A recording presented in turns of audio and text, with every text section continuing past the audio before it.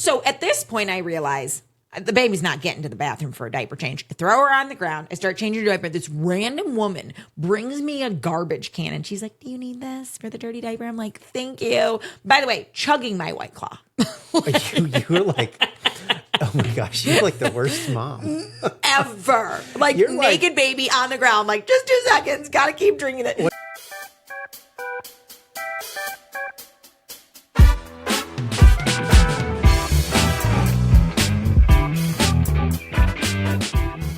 The reason why I'm laughing is because I was playing the music and I was like, man, I haven't heard the music, the intro music in a long time. In a while. And I was just like, dun, dun, and I'm like, oh, it's so funny to sit there and just like be excited about, like, something. Oh, like, because I really enjoy this time. What is that?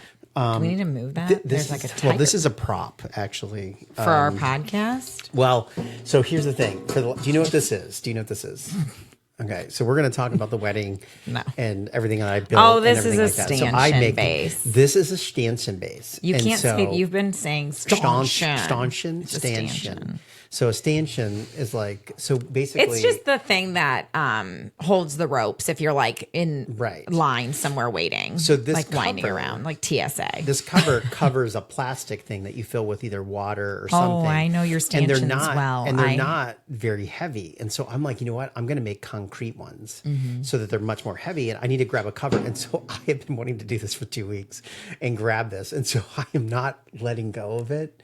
Because I'm going to bring it home. Carry it around with you all day long. Yes, I'm pretty much going to make sure because I need to actually 3D engineer an insert for this for the concrete molds. The shit you think of, honestly. And I want to make them twice as tall. So, anyways, that's why that's. I know it well. So, by the way, he uses these stanchions, which I'm pretty sure we've talked about before, for the Christmas parade. Yeah. And last year I was pregnant and. You had to be somewhere that day. I honestly can't remember where. I was at Bree's graduation. Oh, yeah. I literally went all the way to the panhandle. I'm like, I can't remember where. I went all the way to the panhandle, attended a graduation, turned around, and drove all the way back. That day? Yes, you graduated college. Yeah, I know. That was crazy. That's right, because I wasn't going to do a 9-hour car ride 2 different directions in one day pregnant. Because I was, But I did have to set up for the Christmas parade. But anyway, speaking of Brie. By the way, these things are going to be like 3 times heavier than those other stanchions. Yeah, so because I want them to be like solid. Anyways, speaking of Brie got married. It was 2 weekends ago, not this past weekend, but like a week and a half ago. A week and a half ago. Yeah, it was a beautiful day, beautiful wedding. Which seriously, the weather was crazy. It was insane. It was insanely beautiful. No. On that day. The day before was like humid. It was weather. It was humid. I mean, it was hot. The temperature came up, and we were expecting like this fall. Like I know, I brought all coolness. warm clothes for Abigail and everything, and like it was so crazy. Then the day of, literally, like as she was getting married, the sun like was glistening on the back of her hair. There wasn't a cloud glowing. in the sky. I was like, I literally said, I'm like, she looks like an actual angel. Like it, and Caleb's being like blinded. Caleb's got like the sun, and it's like the wrath of God. Like, don't you mess this up. No, literally. And Bree's like, it was very perfect. It was perfect. For that scenario. But it was not a cloud in the sky. So then the next day, it was overcast. You couldn't see the sky. You were leaving with the U-Haul and it absolutely poured. I mean, to the point where like we were driving and the skies open. We like could not see driving. How lucky. Yeah. And actually family members that were driving after the fact were driving because I left so early in the morning. We did too. Well, we left too to go to the airport. You went to the airport. Yeah, we were But separate. everyone else like did lunch in Pensacola. Yeah. And then they got on the road like after lunch. Because it was such a crappy they're like, day. oh my gosh, it's pouring. So flights got canceled. Like we had one your family brother member ended up having to drive all the way back to North Carolina because their flight got canceled. Well, it got wildly delayed. Like 7 hours. And if a flight gets delayed over 4 or 5 hours, then you get your money back. Then you can apply for a refund. So so they opted for the refund because here's the thing. Because they probably would have got you and I know this at the same time. If your flight gets pushed to late, like by hours, you're not making a flight. Like, it's like you could wait 7 hours and then it cancels anyway. And it's going to and the thing is that if it's just a delayed flight, then it's 1 hour. Like you're going to get on the next flight. Right. If there's something wrong and it's delayed 5+ hours, You're like, your no. plane's not coming. Right. You're like, this plane, we're like 4 planes away. Like something terrible's happened. Yeah, something somewhere terrible's else. happened Yeah. somewhere, and you are SOL. Well, So just reschedule. Speaking of flights and delays, we flew because it was just from Sarasota to Pensacola. It's a 9-hour drive, but it's a hour-long flight. Like It must have been nice. Yeah, it was. Well, I mean, I think I actually would have preferred 9 hours in the car without the infant versus flying with the baby, because that's a lot of work in itself. But anyway, no, she was really good on the plane. I shouldn't say that. She was amazing. Angel baby. How would you know? I saw the pictures and she was smiling and happy. Yeah, you had your great You had your parents with her. She had her My parents grandparents did there. fly with me, yes, which was very helpful. But so here's what's crazy. My parents don't have TSA. And we're getting to the airport. And I'm definitely... By the way, are they switching? Are they going to get it? Or are they just kind of like, we don't go enough to... No, I pretty much was like, I forgot you didn't have it. And I'm not sure I can travel with you again. Like if we don't prioritize this All right, immediately. Mom, Dad, you guys need to get TSA pre-check. It's so $100 they a don't year. have it. $100 Security... like one time. So there I am. Okay. In both directions, I just have to tell my flight stories. So on the way to Pensacola, we get to the airport and I'm like, definitely not a last minute person, but I was trying. I mean, it can be. I stressed Leanne out, my best friend, going to the airport because I never want to get there like too early. But I also wanted to stick to Abigail's schedule. So I was like, okay, she needs to sleep in the car. We'll get there with enough time and blah, blah, whatever. So we were cutting it close for sure, getting there with Abigail, but we didn't have any bags to check because you took them with you. We were already checked in. And by the way, I took our car, our SUV with the baby seat, with all the gear, towing a 12-foot U-Haul enclosed trailer. A superhero. And did the drive and took everyone's luggage so you guys could just, not pay any fees and then also not carry anything. But I had a diaper bag. It was very nice of you. Thank you. I had a diaper bag. I had my bag, and clothes and stuff. Then I had the stroller and then I had the baby. So it wasn't like I was carrying nothing. Yeah, but you also had 2 helpers. Okay, well, my helpers were in another line, okay, going through security. And so we get there, and that's part of my calculation of time that I need at an airport, too, is like I'm TSA pre. It takes me literally 4 minutes to get through security, like very short. I'm not taking my shoes off or whatever. Well, I mean, it was a little bit more, like poor Abigail. They were like, we're going to need the stroller. I mean, she's sitting on the ground at the airport. I'm like, okay, I got to take all my shit off. You're going to need to just sit there for a minute. The woman behind me was like, I could have held her. She's probably thinking the floor is disgusting. Oh, yeah, with all the foot I'm traffic like, there. You know what? We're actually not germaphobes. No, so we're just we can't be. We're like, pick up that weird crusty Fruit Loop. And speaking of which, it's cold and flu season, and she is building immunities daily. And, exactly. I agree. So anyway, I get through security. Okay. Yeah. I shit you not. First of all, it was a stressful morning. The idea of a plane ride as a mother is like just stress. So I was like, I need a drink. So with my 2 bags, my baby and my stroller, I stop at the bar. I get a White Claw to go in a plastic cup. Okay. Then I needed water to make Abigail a bottle. By the way, we're boarding in like 20 minutes. You mixed her bottle with White Claw. That's exactly what I did. No. So then I go to a store and I buy a water bottle. So I've been at 2 stops. Okay. Right, and paid bills. And then I get to the gate where we're boarding, which is about as far away as the gate could have possibly been. Still no parents. And I'm like, where are they? Abigail needs her diaper change before she gets on the plane. I'm like, how am I going to do all this? So anyway, and yes, sorry, this is like full mom story here. But so I call my mom and I'm like, where are you? And she's like, oh my gosh, security took forever. We're just getting out. And I'm like, how are you just now getting out? I have been to 2 different stops. I've got the baby. I'm like, I got to change her diaper. Well, sure shit. I flew Breeze Airlines, Breeze. Great airline, Talk about being on time. They're boarding, I shit you not, 30 minutes early. I'm totally not on board. With no that. pun intended, with people boarding early. Like we are making plans because you have a published boarding time. A published boarding time for a plane that's leaving. So the plane left at 2:25. They were going to start boarding at 1:54. Okay. 30 minutes before the plane leaves. They closed the doors at 1:52. 2 minutes before their published boarding time. Yeah. It was insane. I was like, Mom and Dad, the plane's boarding. Get here. And she's like, oh, of course, your dad's in the bathroom. I don't know. So I'm like, he'll find the gate. Like, I need your help. So at this point, I realize the baby's not getting to the bathroom for a diaper change. I throw her on the ground. I start changing her diaper. This random woman brings me a garbage can. And she's like, do you need this for the dirty diaper? I'm like, thank you. By the way, chugging my White Claw. you were like...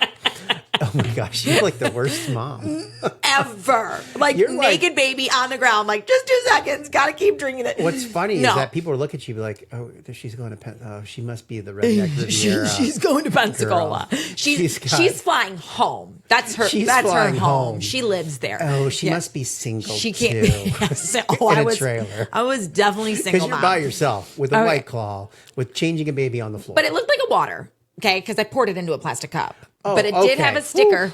Have a sticker. Can't get on a plane with this. They got to put a sticker on the cup. Oh, really? Yeah, you don't know that? No, I do You've never not taken know that. alcohol away from a bar at an airport? You know me, I do, but No, you probably just finished it. But anyway. That's probably true. So my mom and dad come, but I still have to make the bottle, okay? I have travelers in my backpack. And so you do. Emergencies. So I'm trying to make the bottle. We're looking at this woman at the gate, and we're like, how much longer do we have? They're like, a few minutes. Well, I will tell you, people are walking up to the gate, and they're just like, oh, this is so strange. This flight must be dead. No one's here. Like the flight, boarding hasn't even started yet, and there's literally no one sitting here. There must be 4 people on this plane. I'm looking at everybody. I'm like, entire plane's already boarded. Like, get your ass on the plane. They're like, what? Like, this is so weird. That's so bizarre. So we were the last human beings on the plane. Oh, and I've never flown where I can't bring the car seat onto the plane. So then I'm like, we got a gate check. Yeah. So they're crawling down. They're like, we got one more gate check item. You need to come back up or whatever. How much would that be if that stroller didn't make it and you got there? Anyway, so we make it on the plane. She was good on the flight, but it's very different. Like, she's not a sleeping child anymore. She's like, whoa, let's party. So we were there for an hour on the plane. I don't know how people do it. Like the long hauls. They're like, oh, I brought my 6-month-old to Europe. I'm like, cool. You have a death wish? Like, who does that? Anyway. Well, you want to go to Europe. You do it because you don't have a choice. Yeah. I don't know. I can't entertain my child in my own home for 6 hours, let alone a Okay, so let's just say this. It's January. Okay. You have 2 options. Stay at home with baby family, or jump on a plane, go to the Caribbean for a week. Right now, I have that option. You have that option. I'm going to stay home. You're not going to go to the Caribbean? I'm a changed woman. I'm going to stay home. Well, you're right, because we had her in a She'll get freaking room. sunburned. We learned a lot, because this was our first real This thing, your kid goes to bed at 7 o'clock. Like, have you ever thought about this? You got to put your baby to bed. What do you do in a room when you can't leave the dark? room? Like, just sit in the dark and be like, hey. My mom watched her the first night. She's like, I'm just trying to read my book in the dark. I'm like, that sounds horrible. So we are going to Disney and looking currently for a house to stay at. Because we booked a like, hotel. No, this is and not, after this is not the life like, for us. We're like, yeah, we're going to have to get a house with a separate room. Yeah, 100%. Or just get 2, like a lockout or something. Whatever we need to do. It cannot be one hotel room. That's for sure. But anyway, then on the way home, we made the flight and everything. There was another story. Oh, I know what happened on the way home. So again, my helpers were not in TSA pre. Okay. So this guy says to me, the last time I had to sit Abigail on the ground because I had to collapse the whole thing, send it through the machine, the stroller. This time he's like, oh, let me take it in the back and I'll just wipe it down. It goes a lot quicker. I'll bring it right back to you.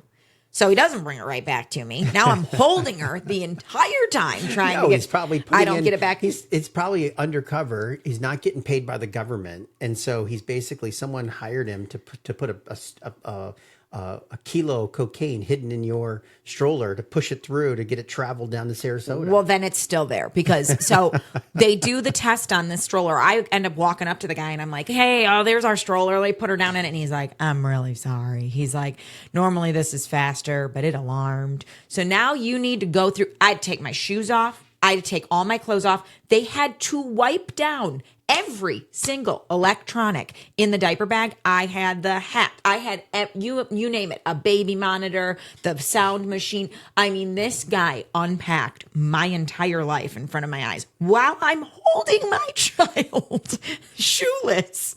And I was just like, and there's my parents getting through security. They find that my mom was able to hold her in the end for me to That's nice. go through the rest of it. But yeah, so they need to get TSA pre, and that was our travel extravaganza. But on the way back, we were like, we're getting to the airport. This airline's boarding early. And we actually canceled our Thanksgiving plans because we thought that we just saw our family at the wedding. So we're kind of like, yeah, you know what? We'd planned to do Thanksgiving with my brother, and we would love to do that, but we were kind of like, it's just 2 weeks after we just saw you guys.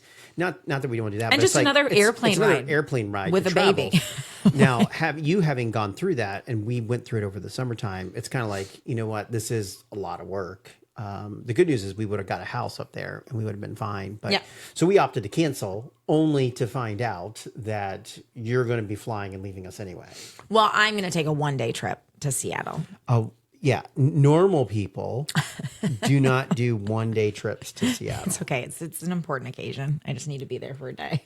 Okay. But anyway, it's been great. And Bree's wedding, you've been literally night and day, like any extra hour. You've been building, you've been making, you've been like... Yeah, we've had a great year of just planning and having calls every Wednesday night. And then there's this element of like, okay, there's some things that need to be bought and there's things that need to be made. And she's like, Dad, can you make these for me? And there's this thing where like mentally, it's kind of like I have other things going on. So I couldn't build things like over the summer. We were busy relaxing and hanging out on the boat and the lake and stuff. But there's this thing called space, right? Like if you're going to build something, you have to have a place to keep it. And you already give me a hard time about space in the garage. And so as we got closer, I've pretty much won. I think I've won the garage. I don't say a word. I can't even get the stroller through the garage anymore to park behind the house. I'm walking upstairs and I still don't say a word. So don't say I get. Yeah, I mean, but in fairness, I actually do keep it pretty relatively clean when it's not being used as a wedding staging venue or another project of mine, or a skeleton staging venue, or skeleton staging area. We go. The month of September it's like it's 100% a roller coaster. It is a roller coaster. It's either literally packed to the ceiling or spick and span. Yeah, depends on the day. Yeah, 100%. Anyway, so we get kind of like that last month and I was like, okay, it's crunch time. Like I got to execute on these plans that I put together. And so I was every spare moment during the week and even the week of the wedding, like I literally worked from home Monday and Tuesday. I think I drove Thursday morning, but I think I worked from home Monday, Tuesday, Wednesday. And 50% of that time was literally doing the last minute projects. Well, and my dad came over to help load the U-Haul. I mean, just that in itself. And then you got there and had to unload it. And then it was like the night of the wedding. Like I actually think each of the pieces that I built, I was like, they look amazing. I was pretty happy with all the way they turned out. But the one piece that I had told, I mentally checked out, right? And this actually goes into just when you're working on a business or just anything in general, like, what your perceived capabilities are. So like she really wanted this magazine photo booth and I found them online. I was going to originally, like 8 months ago, I was like, I'll totally build that for you. I'm going to knock this thing out. It's awesome. And then as it got closer, I was like, yeah, that's really big. I don't know if I can really build that or not. Then I found it for sale for $2,000. And it was like aluminum poles, white box with fabric. And then the front was like that cardboard stuff, right? And then they don't roll the vinyl. They basically fold it. So the vinyl's not going to be this smooth, clean thing. I was like, it's just not worth it. Not worth it to spend $2,000 and not have something that's awesome. So then I was like, okay, I'm going to build it. And I bought the materials. And then I start kind of piecing it together in my mind. I don't have blueprints, so I'm kind of making it. And then like, I'm about to give up. Like I am about to give up. Literally this thing is like, the garage. It's like imagine a huge cube. We'll throw up a picture. Yeah, we will. This is it right here. But we can show like the original. So like imagine a huge cube that's like all white, like top, bottom, all other three sides. And then the front is clear essentially vinyl clear. And then you put on it, writing vinyl. to make it look like it's a magazine cover. Right. Okay. Now, when you look at it, you're like, that looks cool. And then all of a sudden you're like, well, wait a second. How are people going to get in? So it was like, you need to make a door. Now I got to make a door out of fabric. It was like, that sounds Right, like- impossible. Now you need to build a door out of wood and put hinges on it. So the way that you it build was things, just getting, it was like getting it was crazy. getting so complex. Yeah. So I opted for a back, a top, and a front. And then I was like, you walk through it, and then I'll get a really big furry carpet for the floor. Well, and originally And it turned out. It did. It looked great. And then it turned out originally you amazing. were going to do like the top, the same side. Every side was going to be the same. So it would have Yeah. gone like 10 feet back. But like there's not even space in the venue for that. No, so it was there's no, not. you ended up making it a couple feet. It was a lot closer. It ended up being perfect. Everybody loved it. I think it was like the hit of the wedding. Like It people was. were in So there all many night people were long. getting Yeah, pictures they loved the and doing pictures and some going through things. it It and was- having it was fun. pretty So awesome. no, it was definitely worth the effort. But It was worth the effort. Your point is that like you kind of go through these stages. It's like perceived, skill set of like what you can do versus like, and it also like a And then perceived discouragement like of not large doing it. levels. And then what was interesting there is that there was, we have reasons why we do that. If I had been doing that for myself, I probably would have given up. Well, you just would have been But like, I you know, had it's another not worth it. purpose, right? You were So trying to like, I was trying to make Bree a happy. dream come true. Like, and it You was didn't like wanna the let your one, daughter down. Yes, it was Yeah. like the one thing that I think she truly wanted. So I was like, I got to figure this out. I got to figure this out. Yeah. And pushed it. And by the way, I wanted to sell everything afterwards, and I put it on Facebook Marketplace, your favorite place. And I did get some. I did get some hits. And then I was like, you know what? This is just a pain in the butt. And so I literally chopped it up into the whole I know we magazine used thing. it because just like his cement stanchions over there, he came home and decided it was time to make our Thanksgiving tree decorations. Yeah. Like whatever. He built a platform for them to be on different levels. But I've just Crazy man. totally He plussed. can't- I'm so excited with the trees. the yeah, they Thanksgiving look trees. good. They look pretty amazing. you can't sit still. You always have to be doing things. But Yeah. but it's like in business, that's why I always say, and this is going back to like the strengths that I've talked about in the past, it's really important to understand other people's strengths. But it's also important, you don't have to be best friends, but I always say it's good to have a relationship with somebody that you work with because it makes a difference when you're trying to do something for somebody that you care about or you want to deliver for somebody that has respect for you or you don't want to let them down. It's like, it's more of that mental feeling of saying, I'm doing this not because the job like has to get done or not even because the revenue is going to come into the door, because this person asked me to do it and I want to be able to deliver or help them look good or whatever it may be. I mean, we do that with hitting customer deadlines all the time. Absolutely. Right? It's for customers to look at. Yeah. If your customer is treating you well, like you will go, I mean, that's a good thing. If you are the customer, treat the people who are taking care of you really well because we do want to help you. Yeah. And the people that we love the most are the ones that are going to get that extra special attention. Right. Which, by the way, in BC Sales, we started an entire thank you card program. And if you paid an invoice that was over $1,000 the previous week, you are getting a thank you card and you are getting a Starbucks gift card. So we've gotten, I think, 4 responses back from people who are like, wow, this is awesome. Thanks. But this one woman, she goes, I've been in business for 23 years. I have never gotten a handwritten note and a gift card as a thank you for doing business. And I was like, this is the reason why we're doing this, because it is so easy to be awesome today. Like, it's never been easier to stand out. Like, someone gives you I feel like $1,000. people would completely disagree. What do you mean? I feel like it's so hard to stand out. And No, because what I'm saying is no one does it. Yes, because everyone's like, oh, I made a video. We should stand out. Well, But the it's like, idea of great customer service, we've talked about this before too. It's no longer something that like you offer and people look at your company and go, they offer great customer service. It's an expectation. If That's you what I'm don't, saying. if you don't have That's good customer service, expectation. yeah. But you're saying to go the extra mile, doing something handwritten or doing something thoughtful, it goes a long way. But when you've got a gazillion customers, who cares? Like, so if someone gave us a check for $1,000 and we gave back a $10 gift card, it's 1%. no, I'm just saying the handwritten note. But there are companies But where we you have can, a weekly meeting. Right. And just like in the past, when you and I were on executive team meetings, what did we do? We passed around birthday and anniversary cards that were signed For by the employees, executive team, yeah. right?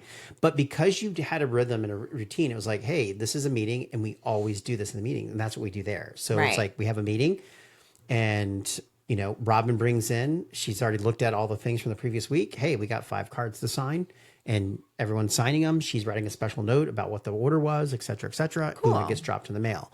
I think it's a great idea. I think it's super nice. And I think obviously it's well, because we want those people to keep giving us these big orders. Yeah. And that's. Well, also just to know that they're appreciated. And to know they're appreciated. Yeah. No, I mean, I'm doing it to get the big orders. You can write that down.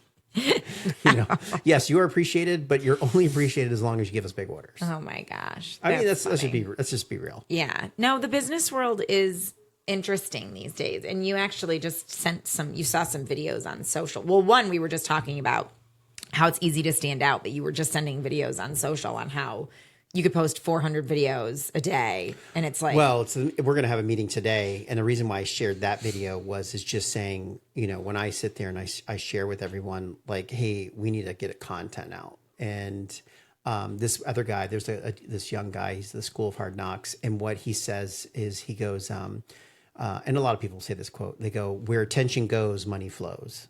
So you got to get attention. And if you look at a lot of these people who create content, what they do is they produce a lot of content. So let's say you have 100 pieces of content. Then they look at the 100 pieces and they go, these 2 pieces organically got a lot of traction. Let's dump money behind those. And that's where I want to get us. And that's where our conversation is going to go this afternoon. Well, and one of the comments that he was making in the video was just like, I had 50 followers and I was posting 400 videos. And people might sit there and go, why are you making 400 videos?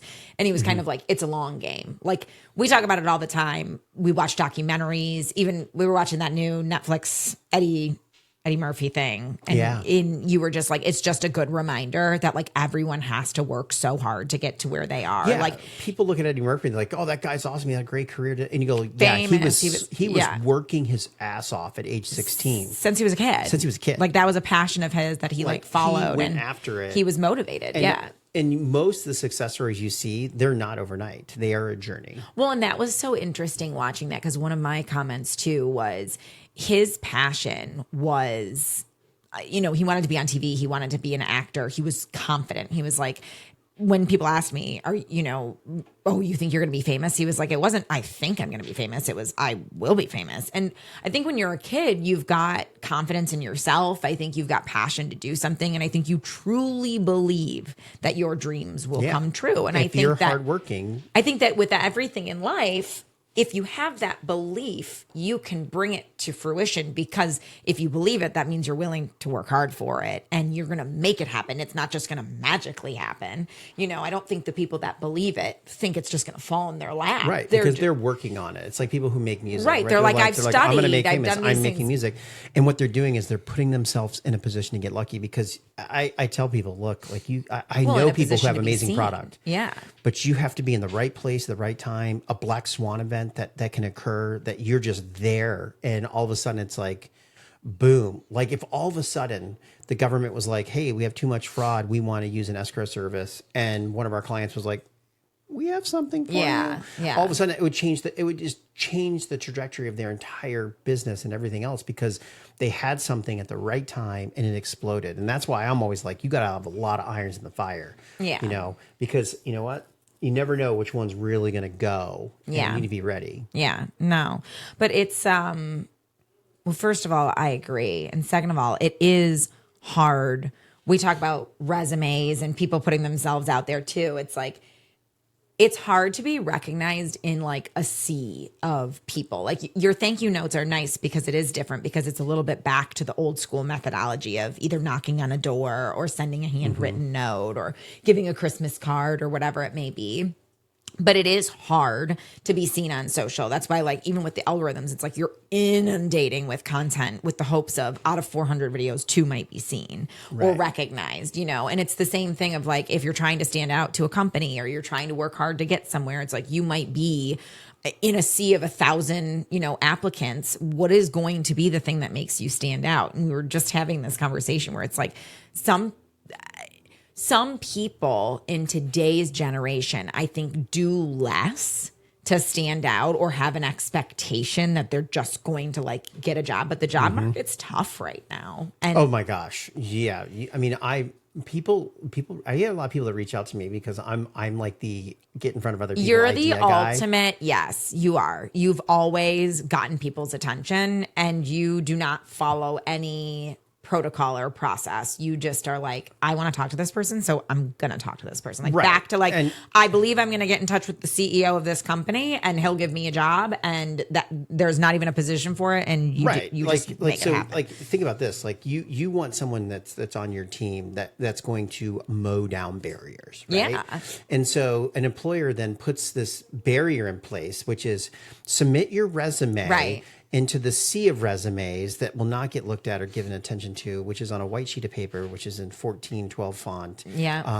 And buried by an HR gatekeeper, right? So if you really want the job, Those HR gatekeepers. if you want the job, here's what you do. You find the person, you buy something that is relevant to that job position, you box it up and you put your resume, you make a video and you FedEx it overnight to the main person. Well, you get that's the information. Yeah. Yeah, that's going to hire you, right? And I will tell you, out of any time I've tried to get it, I've actually only had one rejection. I got one rejection where I did not get the response back. It's when we sent the coolers out to the CEOs of these big air conditioning groups. Oh. And we did not get. And I'm curious because I feel like something happened because it's never not happened to me. But whether I've overnighted phones, whether I've overnighted boards, whether I've overnighted Someone reaches out and says, "Hey, this is different. This is like different. I received it. Thank you. Like, yeah. hey, what can like Let's talk. Even if like worth their time. the deal's not going to happen or whatever, they're still like, hey, let's talk. Like this was super cool. Or like, hey, Yeah, you're just different. cool concept. Yeah, cool concept. exactly. Never got this.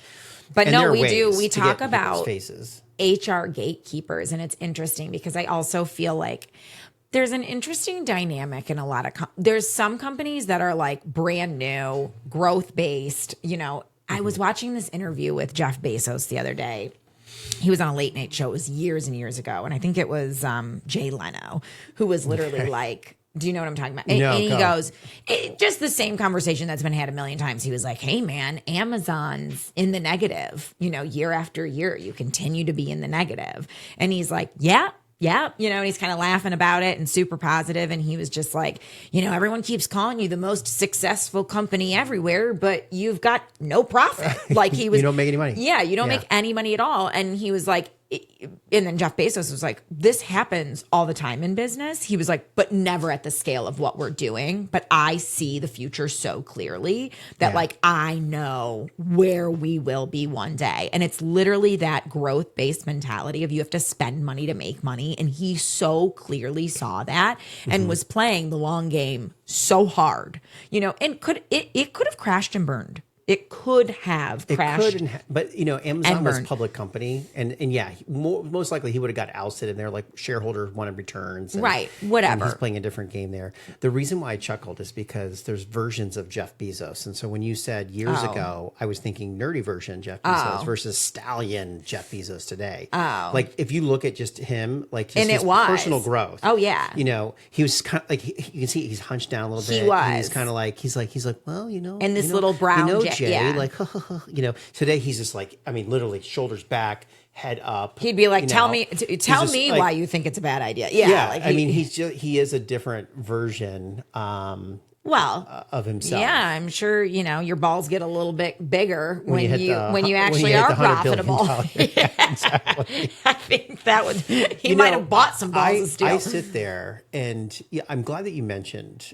You know what? You actually said something the other day where you were lending some support, verbal support, and it was kind of like I have a vision for this ecosystem around home services and communities and everything else, and it's bigger than most big companies, right? They don't even have visions this big, and we're relatively a startup, and we have all these pieces and things that are going in play. And I was thinking about, I play a lot of conversations in my head, and someone was asking me, they go, "We don't understand. You're building all the software and stuff, but then you bought this t-shirt company." And then I thought to myself, like, how do I explain why that's a value? And the other day, like, you can see that we have stacks of postcards and stuff that's going out. And every time we mail something, that costs us anywhere between 60 cents to $1, let's call it. But think about this world where we developed this pipeline where people are paying us to ship them stuff, and we're educating them on Home Hutch, educating them on the home services for all the franchises in their area. Like, they're literally paying us so that we can drop information in that can then get unpackaged and see it. Like, people that include things inside of their packages, right? Some people you throw everything away. So you're like, okay, me, I look at it, I'm like, oh, this looks like it's got value. Like, what if it was a coupon book and it was printed on demand and dropped into that shirt package where the person was like, hey, you can get 25% off of these home services, and it literally only included the home services that are available at that moment in time. Well, I think what I said the other day to you before was just essentially, people don't necessarily need to understand the full vision. It makes sense. We know what the strategy is in business acquisitions or introducing new proprietary softwares or concepts or whatever it may be. Like, there is purpose. And sometimes people will just be like, oh yeah, there's a million shiny objects. And it's like, no, I mean, there's really nothing shiny here. Like, there's it's no all shiny. Incredibly intentional. It's so intentional in what we're doing. I can say, sure, there's certain things that are like, that's a hobby of inconvenience. mine. Yeah. I will tell you that things come at an inconvenient time, because we just closed on homeinspections.com. And if you had asked me, like that was, while that was a dream of mine, like, it wasn't something I was going after, but then the opportunity presented itself, and it was kind of like, you know what, we should totally do this. It fits into the strategy. Yeah. It's big. And we've literally diverted all these resources. And I'm like, we have to have this thing up by December 1. Well, it's an opportunity for revenue. And that's the thing. It's When opportunities present themselves, you also have to be flexible in business and willing to pivot, and strategies change, especially when you're a startup and you're looking for that revenue to support all the other endeavors. You're going to have to change gears sometimes. But yeah. And when I brought up this whole conversation of like, you got to spend money to make money and whatever else, it's like, there are some businesses who have been stunted in their growth, like that they did really, really well. And then all of a sudden they started looking at like pinching pennies, and they they thought they built their reputation and they could pull back, or they didn't necessarily need to keep doing what they were doing to keep the business. And it's just not true. Mm-hmm. It's a lot of times you bring people in too who have skill sets, and there's this idea of longevity in a company. A lot of employees feel deserving because they've been loyal or they've given longevity. And don't get me wrong, I believe in loyalty. It's hard to have employees you can trust. We were just talking about sales, sales reps who can steal databases, or one guy was talking about how he started a business on the side doing his own, sales endeavors. But to finish my other thought, it's like, it's hard to build trust in a company. You want to be able to promote those employees, give them responsibility if they've proved that they can take it, or give them higher salaries if they've proved that they deserve it. But there's an extent, right? If you're like, I'm a receptionist, when you first come in, and they used to do this all the time, like even when my parents were working, it was like, this is your role. This is the lower cap of your role. This is the highest your role will ever go. Okay. Right. You might hit your highest salary you could ever be at after 4 years of working for this company. And unless something crazy changes in the market, you're going to stay there. Right. There's opportunity for bonuses if you do something different or whatever. And that's why we do more of a bonus structure Right. based off of that. Because you're right. These roles can only support so much. Because we have a lot of roles that are non-income producing roles. Because you can't just sit there and go, I really like you. You've worked for the company for a long time. You're a receptionist, and I'm going to pay you $300,000 a year. It's like, not happening. It just doesn't work like that. Like, now, they might have been there for 30 years, and their points have built up, and their and equity, you have an just like engineer Apple that comes stock. in. Exactly. You have an engineer that comes in. They're like, man, and like, yeah, the secretaries pulling in a full, mill. Right.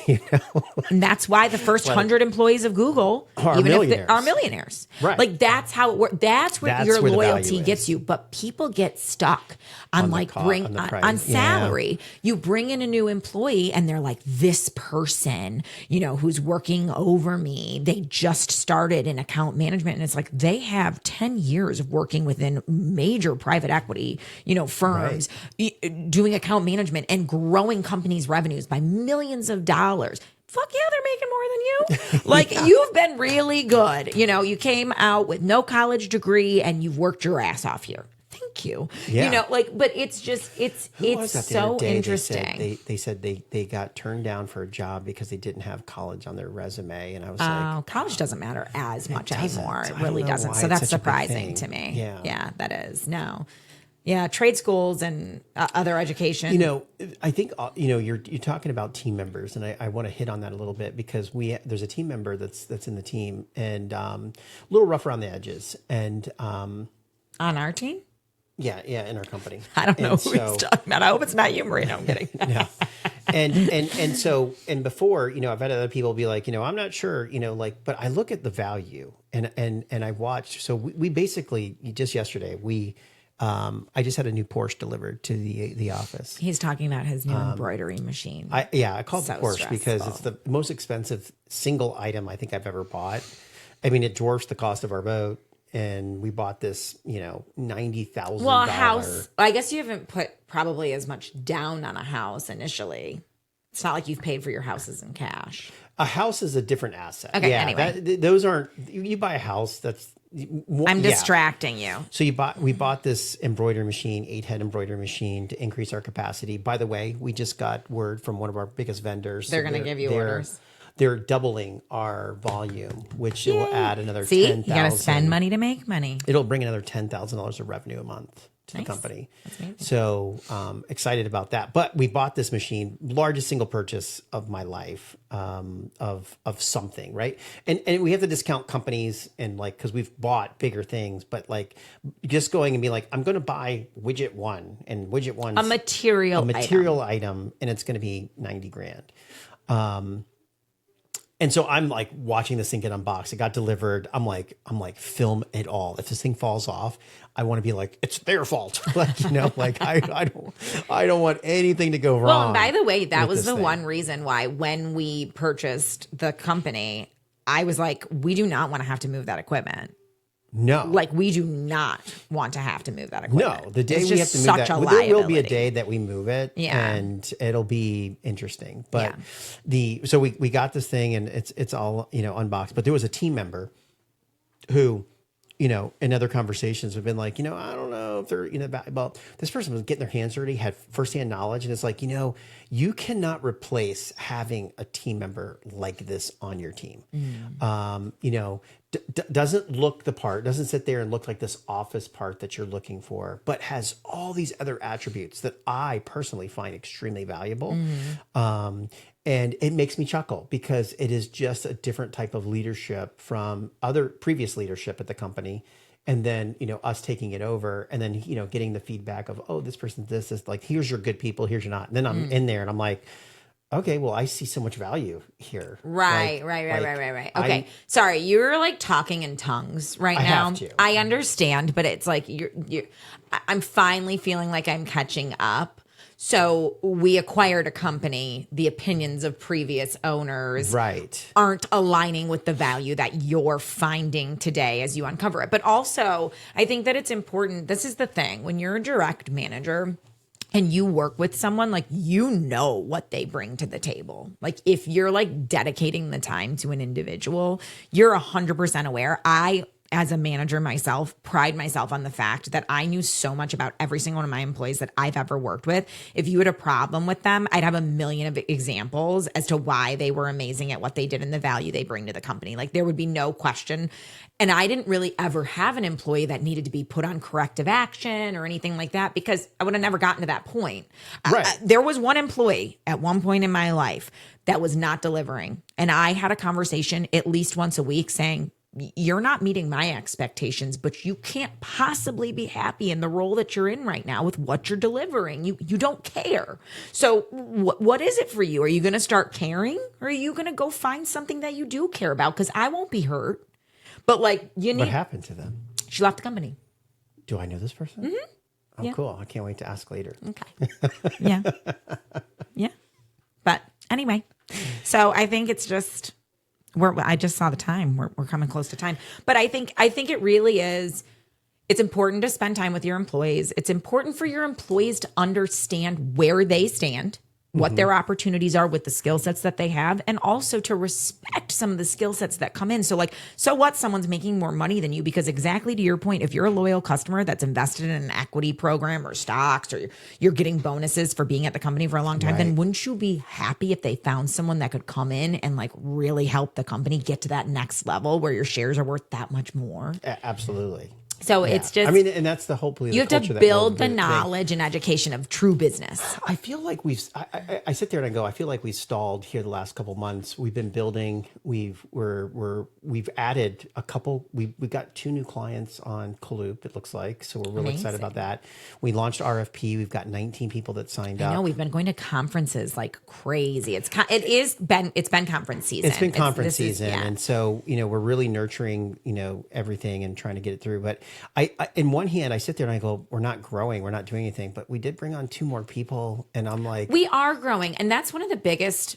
I don't want to say, I don't know what the right word is for it, but I always, with my teams, would find that they would get to a point where sometimes work became an everyday thing where it's just like you continue to work and you're never spending the time to look back to say, okay, where have we grown? Like what you might set goals for like an individual project, but it's always so important on a quarterly basis or even biannually to look back and be like, okay, wait, we really have come a long way. Like if we're able to hire new people on the team to help drive revenue for the company, then obviously we were able to drive the revenue initially to get enough for the overhead to build the team. So these things, they do take time, but it is important to look back at what's happened that's good. There's been some losses too, I'm sure, but it's like that's the motivation you need to keep growing.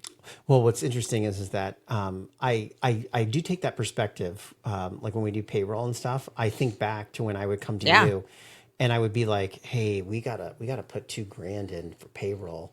Yeah, you're welcome, people. And took it from my savings. Our payroll.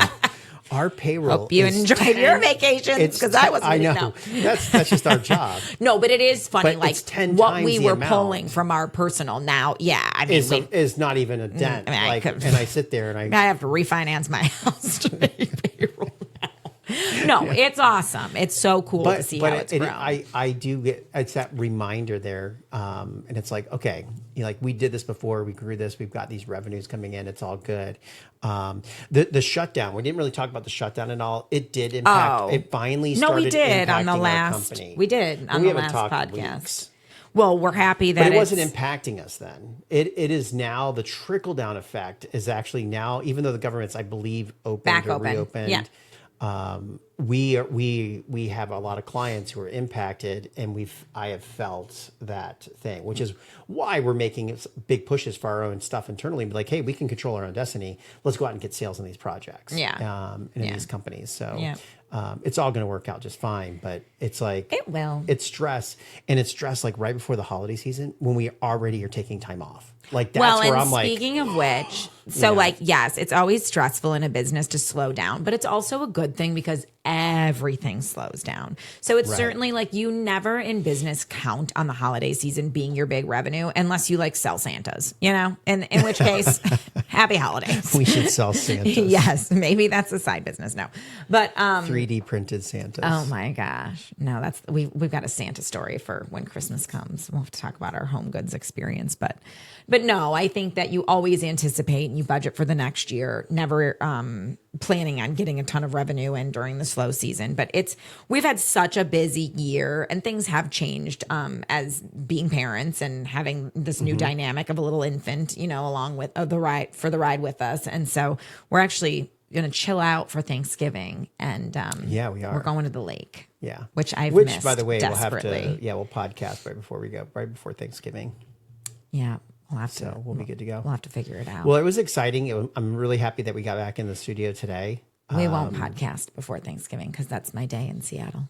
Oh, that's sorry, right. folks. Yeah. So you're going to miss out. We'll so see hey, you in happy 2 Thanksgiving, weeks. everyone. Happy We'll see you in 2 weeks. Yes, sorry. But yeah, it was good to get back and excited to really round out the rest of the year. Yeah. Bye. See ya. Oh.